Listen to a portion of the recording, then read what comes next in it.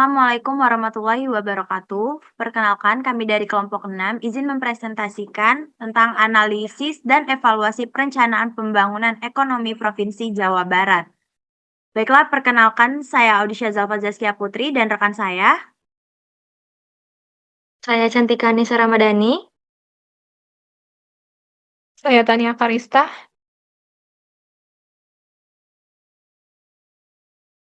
Baiklah, selanjutnya saya akan menjelaskan tentang latar belakang dari ekonomi pembangunan daerah Jawa Barat. Pembangunan ekonomi daerah merupakan instrumen penting dalam meningkatkan kesejahteraan masyarakat secara berkelanjutan. Provinsi Jawa Barat memiliki peran strategis sebagai penggerak ekonomi nasional dengan jumlah penduduk yang besar, sektor industri kuat, serta letak geografis yang dekat dengan DKI Jakarta. Di balik potensi tersebut, Jawa Barat masih menghadapi dengan berbagai permasalahan, seperti ketimpangan antar wilayah, pengangguran, kemiskinan, urbanisasi tinggi, dan pemerataan pembangunan yang belum optimal. Pemerintah Provinsi Jawa Barat menyusun RPJMD 2018 sampai 2023 dan 2025 sampai 2029 sebagai pedoman arah pembangunan ekonomi daerah. Diperlukan analisis dan evaluasi perencanaan pembangunan untuk menilai sejauh mana kebijakan dan program pembangunan mampu menjawab tantangan tersebut. Next.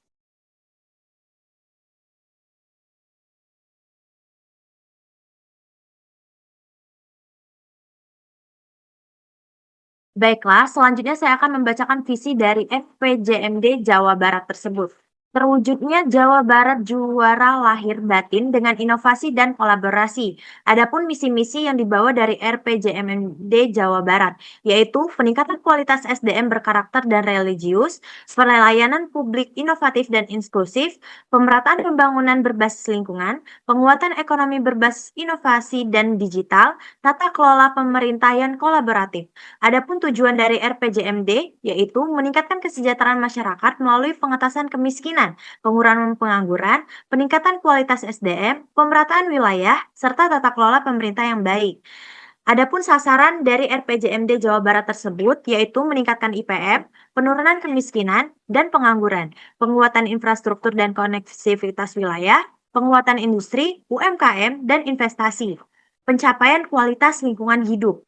Adapun capaian dari RPJMD Jawa Barat, yaitu IPM meningkatkan menjadi 72,03 atau melampaui target.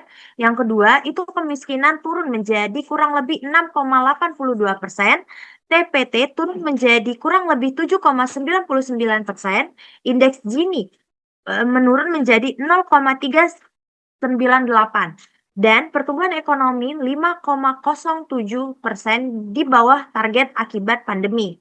Adapun evaluasi dari RPJMD Jawa Barat, yaitu sebagian besar indikator berhasil tercapai, terutama di bidang SDM dan reformasi birokrasi. Namun, masih terdapat tantangan pada pemerataan wilayah, kemiskinan, pengangguran, dan kualitas lingkungan, terutama akibat dampak COVID-19. Secara umum, RPJMD dinilai cukup berhasil, namun perlu penguatan pada aspek pembangunan inklusif dan berkelanjutan. Next.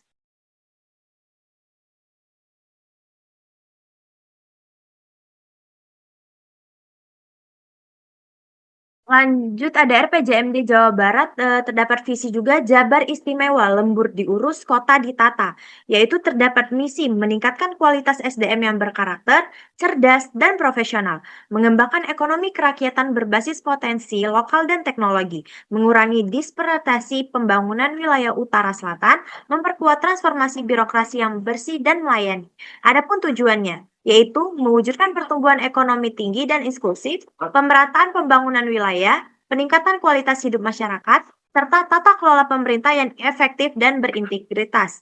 Adapun sasaran dari RPJMD Jawa Barat tersebut, pertumbuhan ekonomi hingga kurang lebih 7,95% di tahun 2029, kemiskinan turun hingga kurang lebih 2,86 sampai 3,86%, penurunan pengangguran atau TPT kurang lebih 5,9%, pemerataan infrastruktur dasar, penguatan ekonomi hijau, digital, dan desa. Adapun target dan capaiannya, yaitu infrastruktur dasar merata seperti jalan, air minum, sanitasi, dan listrik, penguatan UMKM, industri, pertanian, modern, dan pariwisata. Adapun peningkatan kualitas pendidikan dan layanan kesehatan, dan juga transformasi digital dan birokrasi berbasis pelayanan publik. Next. Baiklah, selanjutnya arah fokus pembangunan RPJMD Jawa Barat 2018 sampai 2023 versus 2025 sampai 2029. Adapun persamaan dan perbedaan dari antar dua tahun ini, yaitu dari perbedaannya yang pertama 2018 sampai 2023 fokus pemulihan ekonomi dan fondasi sistem, digital layanan publik dan inovasi pemerintah, pertumbuhan ekonomi modern kurang lebih 5%, penurunan kemiskinan melalui bantuan sosial, infrastruktur untuk konektivitas dasar, dan penguatan industri manufaktur dan UMKM konvensional. Perbedaan dari 2018 sampai 2023 ke RPJMD 2025 sampai 2029 itu yang pertama di RPJMD 2025 sampai 2029 yang pertama itu adalah fokus akselerasi dan pemerataan wilayah. Yang kedua, hilirisasi industri dan ekonomi kerakyatan. Yang ketiga, target pertumbuhan tinggi hingga kurang lebih 8%. Yang keempat, penurunan kemiskinan ekstrim. Yang kelima, infrastruktur berbasis desa dan kualitas hidup. Yang keenam, ekonomi hijau dan digital dan energi terbaru. Hal yang sudah disebutkan tadi merupakan perbedaan dari RPJMD tahun 2018 sampai 2023 versus 2025 sampai 2029. Adapun persamaan dari arah pembangunannya. Pada tahun 2018 sampai 2023, persamaannya yaitu yang pertama, meningkatkan kualitas SDM atau pendidikan dan kesehatan. Yang kedua, pengurangan kemiskinan dan pengangguran. Yang ketiga, pengembangan industri pertanian, UMKM, dan pariwisata. Yang keempat, peningkatan investasi dan kemudahan. Persamaannya dengan tahun 2025 sampai 2029, yang pertama, pembangunan infrastruktur dasar. Yang kedua, penguatan digitalisasi dan pelayanan publik. Yang ketiga, perlindungan lingkungan hidup dan mitigasi bencana. Dan yang keempat, pemerataan pembangunan antar wilayah. Next.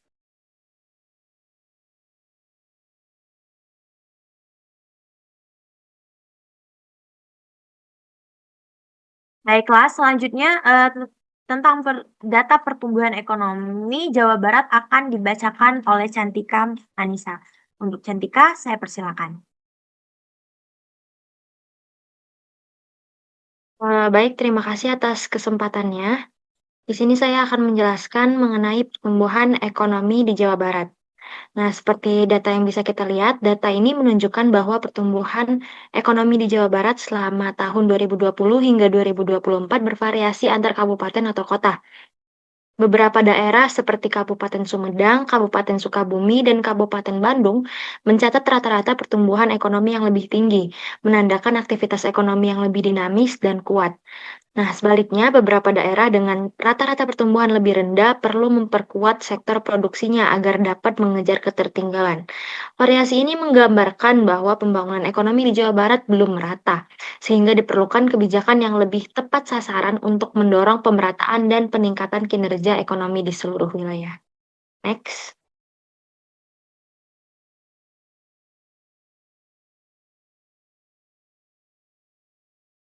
Baik, selanjutnya kita akan membahas mengenai investasi di Jawa Barat. Nah, investasi di Jawa Barat ini terdiri dari PMTB atau penanaman modal tetap bruto dan PMA, penanaman modal asing. PMTB menunjukkan aktivitas investasi dari dalam daerah seperti pembangunan infrastruktur, mesin, dan aset produksi. Data PMTB yang meningkat dari tahun ke tahun menggambarkan bahwa banyak daerah di Jawa Barat aktif memperkuat kapasitas ekonominya melalui pembangunan fisik.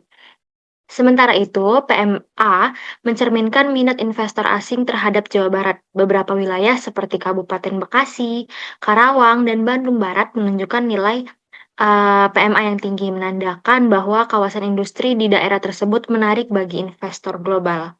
Dan secara keseluruhan, kombinasi PMTB dan PMA yang terus tumbuh menunjukkan bahwa Jawa Barat tetap menjadi pusat investasi yang penting di Indonesia, didukung oleh infrastruktur, tenaga kerja, dan potensi ekonomi yang besar. Oke, next.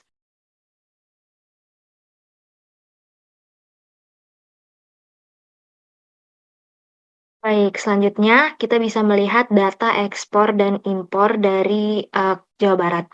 Berdasarkan perkembangan neraca perdagangan selama periode pengamatan, terlihat bahwa kinerja perdagangan menunjukkan tren yang semakin positif dari tahun ke tahun. Meskipun pada awal periode terjadi tekanan akibat pandemi COVID-19 yang berdampak pada penurunan ekspor, aktivitas perdagangan luar negeri mulai pulih secara bertahap pada tahun berikutnya seiring dengan membaiknya kondisi ekonomi global dan meningkatnya mobilitas barang serta jasa. Pemulihan ini menjadi titik balik bagi sektor ekspor yang kembali menunjukkan performa yang stabil. Pada periode selanjutnya, peningkatan permintaan global pasca pandemi turut mendorong akselerasi ekspor yang lebih kuat sehingga surplus neraca perdagangan terus mengalami peningkatan. Kondisi ini menunjukkan bahwa daya saing produk ekspor semakin membaik. Seiring dengan menguatnya sektor-sektor unggulan yang berorientasi ekspor, kinerja positif tersebut semakin diperkuat oleh kontribusi sektor industri, khususnya otomotif dan elektronik, yang mengalami peningkatan signifikan dan menjadi penopang utama pertumbuhan ekspor. Oke, boleh di-next. Nah, selanjutnya ini merupakan data penduduk dari Jawa Barat. Nah, kepadatan penduduk di Jawa Barat ini mengalami peningkatan di sebagian besar kabupaten atau kota sepanjang tahun 2020 hingga 2024. Wilayah perkotaan seperti Kota Bandung, Kota Bekasi, Kota Depok, Kota Bogor, dan Kota Cimahi tetap menjadi daerah dengan kepadatan penduduk tertinggi, menunjukkan konsentrasi aktivitas ekonomi dan urbanisasi yang sangat kuat. Sebaliknya, wilayah selatan seperti Kabupaten Pangandaran itu memiliki kepadatan terendah karena karakter wilayah yang lebih rural dan luas lahan yang besar. Beberapa kabupaten seperti Ciamis, Subang, Majalengka, dan Purwakarta sempat mengalami fluktuasi, menandakan adanya mobilitas penduduk dan dinamika pembangunan wilayah. Secara keseluruhan, pola kepadatan menunjukkan pertumbuhan penduduk yang lebih terfokus pada kawasan metropolitan dibandingkan dengan daerah yang ada di pedesaan. Oke, next. Pembahasan selanjutnya adalah mengenai inflasi. Nah, berikut merupakan data inflasi yang bisa kalian lihat. Nah, data ini menunjukkan bahwa seluruh kabupaten atau kota di Jawa Barat mengalami pola pertumbuhan ekonomi yang sama, yaitu rendah pada tahun 2020 hingga 2021 dan melonjak tinggi pada tahun 2022 dan kemudian kembali stabil menurun ke level moderat pada tahun 2023 hingga 2024. Lonjakan terbesar terjadi pada tahun 2022 dengan rata-rata pertumbuhan sekitar 6%, dipengaruhi oleh pemulihan ekonomi pasca pandemi yang mendorong aktivitas industri, perdagangan, dan konsumsi masyarakat. Setelah itu, pertumbuhan terkoreksi ke kisaran 3% pada 2023 dan stabil di sekitar 2,6 hingga 2,8% pada tahun 2024. Ini menunjukkan fase normalisasi ekonomi setelah pemulihan cepat.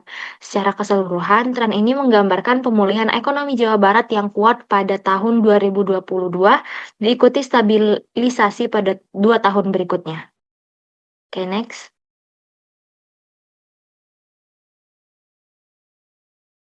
Oke, penjelasan materi selanjutnya akan dilanjutkan oleh rekan saya Tania Karista. Terima kasih. Oke, terima kasih atas kesempatannya. Selanjutnya adalah kemiskinan di Jawa Barat. Data kemiskinan di Jawa Barat menunjukkan tren penurunan yang konsisten dari tahun 2020 hingga 2024. Pada masa pandemi, angka kemiskinan sempat naik, namun membaik secara stabil seiring pemulihan ekonomi, meningkatnya aktivitas UMKM dan program bantuan sosial pemerintah. Pada tahun 2024 menjadi periode dengan angka kemiskinan terendah, mencerminkan efektivitas pemulihan ekonomi dan peningkatan kesejahteraan masyarakat. Oke, selanjutnya ada ketimpangan. Di ketimpangan ini kita melalui 3 uji yaitu Indeks Williamson, Indeks TEL, Indeks Gini, dan Indeks Pembangunan Manusia atau IPM. Pada Indeks Williamson dapat dilihat pada data, ketimpangan antar wilayah stabil dan berada pada tingkat rendah sampai sedang. Kota Cirebon memiliki menjadi tertinggi karena konsentrasi ekonomi terpusat. Sedangkan kabupaten seperti Ciamis, Pangandaran, Sumedang memiliki ketimpangan yang sangat rendah.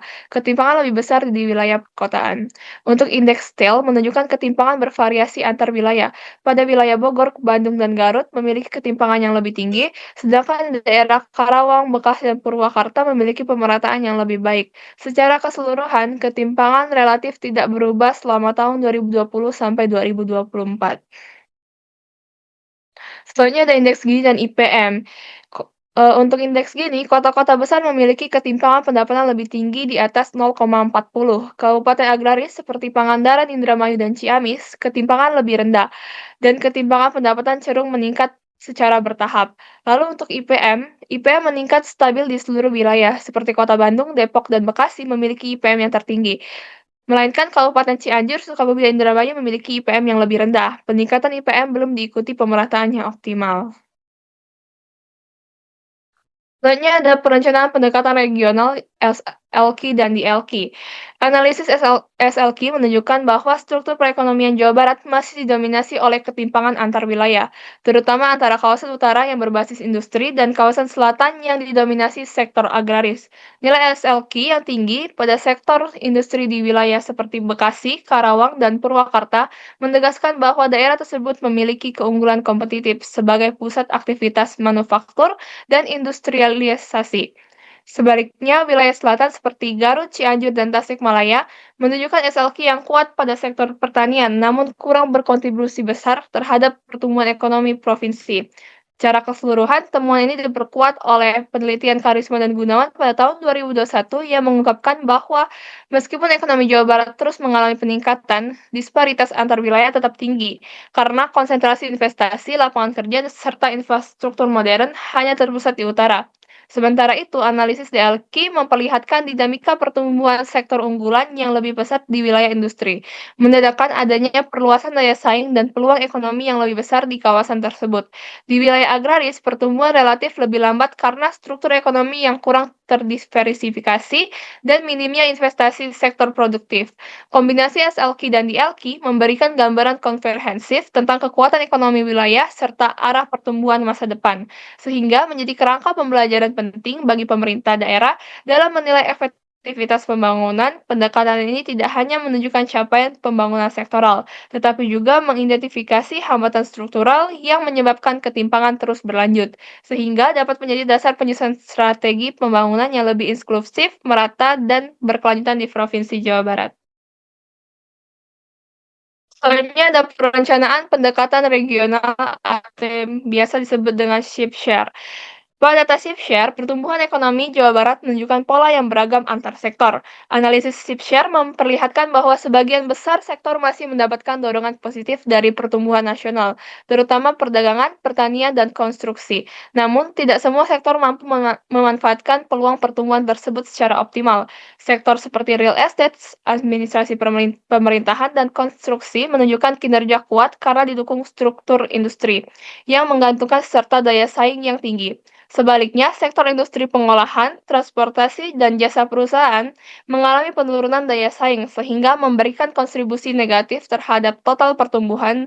Secara keseluruhan, hasil ini menunjukkan bahwa Jawa Barat perlu memperkuat sektor-sektor yang melemah, khususnya manufaktur yang merupakan tulang punggung ekonomi, sembari mempertahankan momentum pada sektor yang dengan daya saing yang tinggi, agar pemerataan pertumbuhan dapat dicapai secara berkelanjutan. Selanjutnya akan dilanjutkan oleh rekan saya, Marini Dwi Sabila.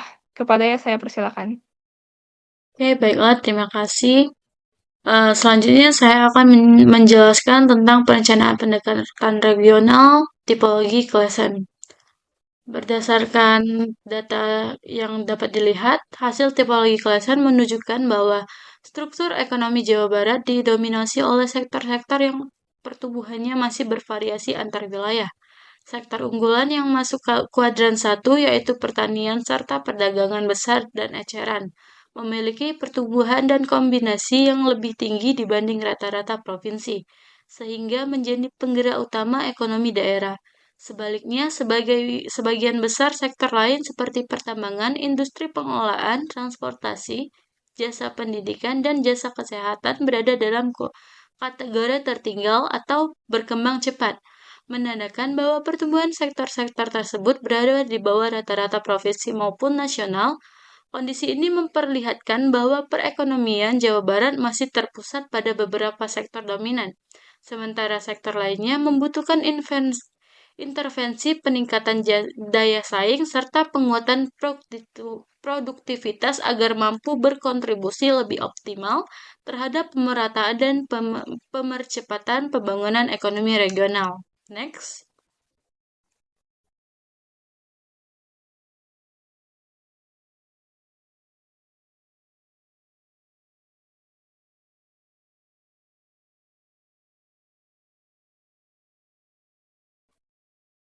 Selanjutnya, tipologi Claassen berdasarkan IPM. Tipologi Claassen terhadap IPN kabupaten atau kota di Provinsi Jawa Barat periode 2020 sampai 2024 terlihat bahwa wilayah dengan kategori maju tetapi tertinggal pertumbuhan umumnya didominasi oleh kota-kota besar dan pusat aktivitas ekonomi. Daerah-daerah ini telah memiliki tingkat pembangunan manusia yang tinggi, namun laju peningkatan IPM-nya relatif melambat. Hal ini mengidentifikasikan bahwa pembangunan di wilayah maju tersebut telah memasuki fase kejenuhan, sehingga peningkatan kualitas hidup masyarakat terjadi secara lebih gradual dan membutuhkan inovasi kebijakan yang lebih spesifik agar pertumbuhannya tetap berlanjut. Sementara itu, sebagian besar wilayah lainnya berada pada kategori relatif tertinggal, yang menunjukkan bahwa baik tingkat IPM maupun pertumbuhannya masih berada di bawah rata-rata provinsi. Kondisi ini mencerminkan masih adanya ketimpangan kualitas pembangunan manusia antar wilayah, terutama pada daerah yang secara geografis relatif jauh dari pusat pertumbuhan ekonomi. Rendahnya akses terhadap pendidikan, layanan kesehatan, infrastruktur dasar, serta peluang ekonomi menjadi faktor utama yang mempengaruhi posisi wilayah-wilayah tersebut dalam tingkat tipologi ini. Next.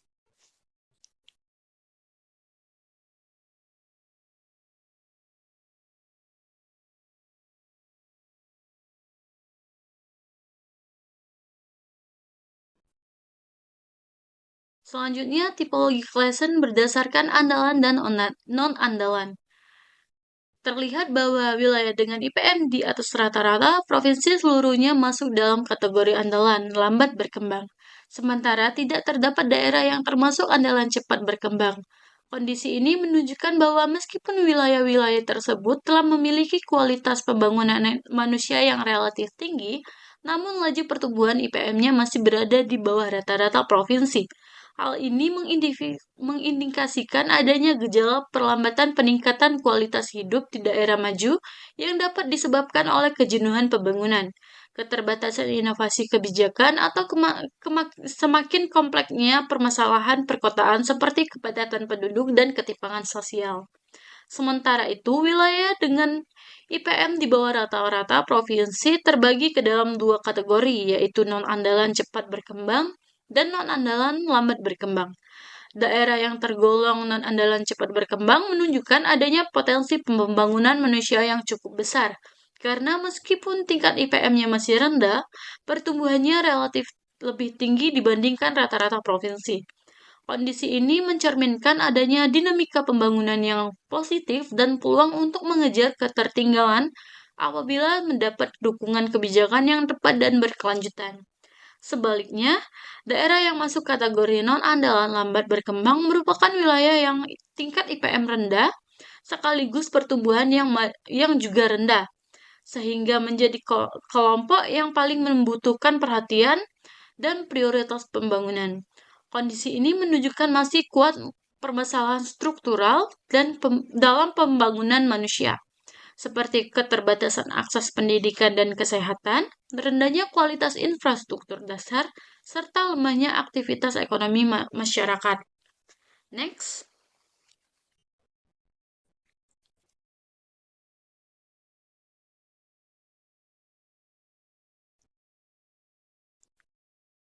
Baik, selanjutnya itu Euler dan Eicher.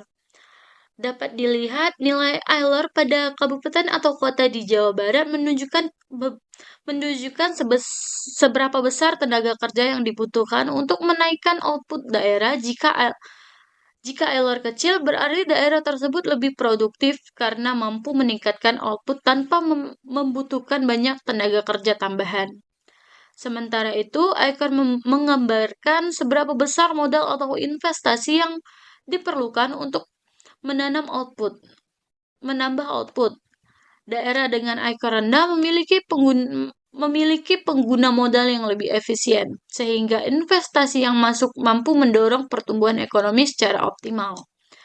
Nilai Euler dan Eicher dalam tabel menunjukkan bahwa setiap daerah di Jawa Barat memiliki kinerja pembangunan yang berbeda. Ada daerah yang sudah efisien dalam tenaga kerja dan modal, namun ada juga yang masih membutuhkan perbaikan agar pertumbuhan ekonominya dapat lebih maksimal. Next.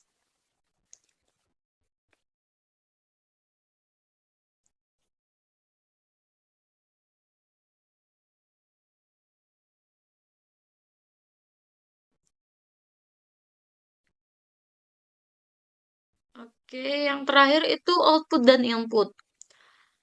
Struktur input-output Jawa Barat menunjukkan bahwa industri pengolahan merupakan sektor kunci utama karena memiliki keterkaitan hulu hilir paling kuat.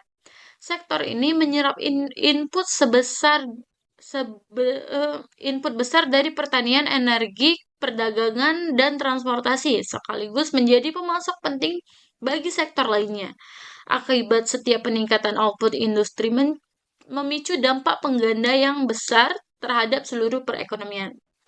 Sektor perdagangan serta transportasi dan pergudangan juga memiliki peran strategis karena menopang distribusi barang dan kelancaran logistik, sehingga turun mendorong aktivitas industri dan konsumsi.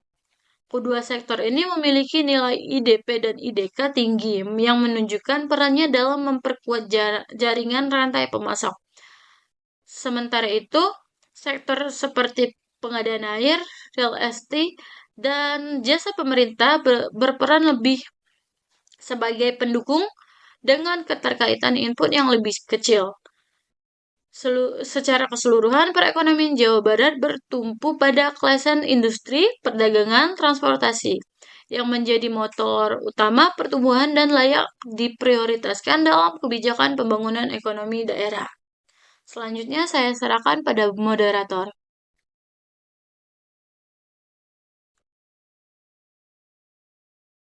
Baik, terima kasih kepada rekan-rekan yang sudah menjelaskan tentang presentasi kita pada hari ini. Saya selaku moderator izin untuk pamit undur diri dan teman-teman semuanya apabila ada salah kata kami mohon maaf, kepada Allah kami mohon ampun. Kami akhiri wabillahi taufiq wa hidayah. Wassalamualaikum warahmatullahi wabarakatuh.